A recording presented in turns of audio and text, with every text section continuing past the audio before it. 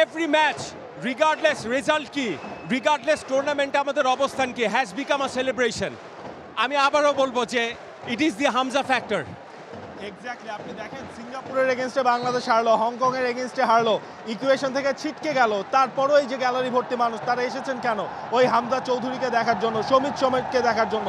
এবং এটা কিন্তু আপনার মনে রাখতে হবে ঘরের মাঠে, এটা এই বছরে বাংলাদেশের শেষ ম্যাচ, আগামী এক বছরও কিন্তু ঘরের মাঠে কোনো খেলা নেই। সুতরাং যখন পুরো দলকে একসাথে দেখার একটা সুযোগ এসেছে, কেউ মিস করতে চায়নি। 4 মিনিটের মধ্যেই ফুল গ্যালারি টিকিট যে শেষ হয়ে গিয়েছিল সেইটার প্রমাণ কিন্তু এই ফুল হাউস গ্যালারিটাই আজকে প্রমাণ করে। মিন্টু ভাই, 78 সাল থেকে শুরু করে আমরা 32টা ম্যাচ খেলে মাত্র 2টা ম্যাচ জিতেছি, কিন্তু যদি লাস্ট 5টা ম্যাচের রেজাল্ট বলি সেক্ষেত্রে কিন্তু আমরা 4টা ড্র করেছি, একটা হেরেছি। আজকের ম্যাচে বাড়তি কি হোম অ্যাডভান্টেজ ছাড়া আমরা কেন জিততে পারি? টু বি অনেস্টলি, হামজার কথা যেটা আলোচনা হচ্ছে যে হামজার ইনক্লুশনের কারণে আমাদের খেলোয়াড়দের কনফিডেন্স লেভেলটা এখন অনেক উপরে। আমরা যদি লাস্ট 4টা ম্যাচও দেখি এশিয়ান কাপ কোয়ালিফায়ার্সে, আমরা কোনো ম্যাচ হেরেছি কিংবা ড্র করেছি, কিন্তু আমাদের যে মেন্টালিটি, অ্যাটিটিউডের যে পরিবর্তন, সেটা কিন্তু বিকজ অফ হামজার কারণে। এবং আজকে যে অডিয়েন্স, সেটাও কিন্তু ওই একটা কারণেই কিন্তু এই জায়গায় এসে আমরা দাঁড়িয়েছি। এবং আজকের ম্যাচে আমার দেখা গত 25 বছরের মধ্যে সবচেয়ে দুর্বল ভারতীয় দল, এটা হচ্ছে আমার অনেস্ট অ্যান্ড হাম্বেল ওপিনিয়ন। এবং এই দলকে হারানোর মতো সেটা হচ্ছে যে 12th ম্যান হিসেবে they will play from the outside throughout 90 minutes, কিন্তু মাঠে প্লেয়ারদের অ্যাটিটিউড এবং অ্যাপ্রোচিংয়ে from the beginning to till the end of the last whistle they have to show their character. Right, যেটা বললো যে মিন্টু ভাই যেটা বললেন, সবচেয়ে উইকেস্ট ইন্ডিয়ান সাইড উনি দেখছেন 25 বছরের মধ্যে। এনি ইনএক্সপিরিয়েন্সেস হয়তো কিন্তু এই একই সুযোগ কিন্তু বাংলাদেশের সামনে মার্চেও ছিল। মার্চে বাংলাদেশ সেখানে গিয়ে গোল শূন্য ড্র করে এসেছিল। সেই ড্রটা বাংলাদেশ না করলে, বাংলাদেশ যদি ওই ম্যাচটা জিততে পারতো, গল্পটা বাংলাদেশের অন্যরকম হতে পারতো। বাংলাদেশ হয়তো এই ম্যাচ জিতলে তখন এশিয়ান কাপের টিকিটটাও কেটে ফেলতে পারতো।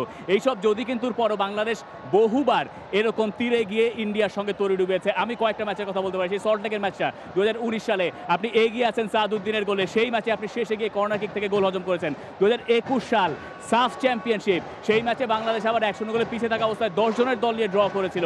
আপনি যেতে পারেন 2021 সালেরই ওয়ার্ল্ড কাপ কোয়ালিফায়ার্সের ম্যাচে, যেখানে 80 মিনিট পর্যন্ত ইন্ডিয়াকে তারা কন্টেইন করেছিল, এরপরে 2টো গোল খেয়ে বাংলাদেশকে হারতে হয়েছে।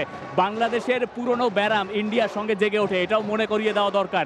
বাংলাদেশ যদি নতুন করে শুরু করতে চায়, সেই শুরুটা হতে হবে এখান থেকে, ইন্ডিয়াকে হারিয়ে। এবং বাংলাদেশের পুরনো ব্যারামটা আসলে শুধু ইন্ডিয়ার সাথে না, আমার মনে হয় 90 মিনিট বাংলাদেশের প্রবলেম না, এডিশনাল টাইম, এক্সট্রা টাইম, 90 মিনিটের পরে বাংলাদেশ কি করবে সেখানে চোখ রাখতে হবে। দেখেন এই জায়গাটাতে আসলে মেন্টাল একটা ব্যারিয়ারের মধ্যে বাংলাদেশ আটকে আছে। আপনি যদি ম্যাচ শেষ হওয়ার আগেই যদি ভেবে ফেলেন যে ম্যাচ শেষ, আমরা এগিয়ে আছি বা আমরা ড্র করতে যাচ্ছি, সেই জিনিসটাই কিন্তু আসলে ইফেক্ট করছে ম্যাচের আলটিমেট রেজাল্টে। দেখেন প্রত্যেকটা ম্যাচের লাস্টের দিকে এসে বাংলাদেশের টেম্পোটা ডাউন হয়ে যাচ্ছে, এর ফলে কিন্তু ম্যাচের রেজাল্টটাও আসলে শিফট হয়ে যাচ্ছে।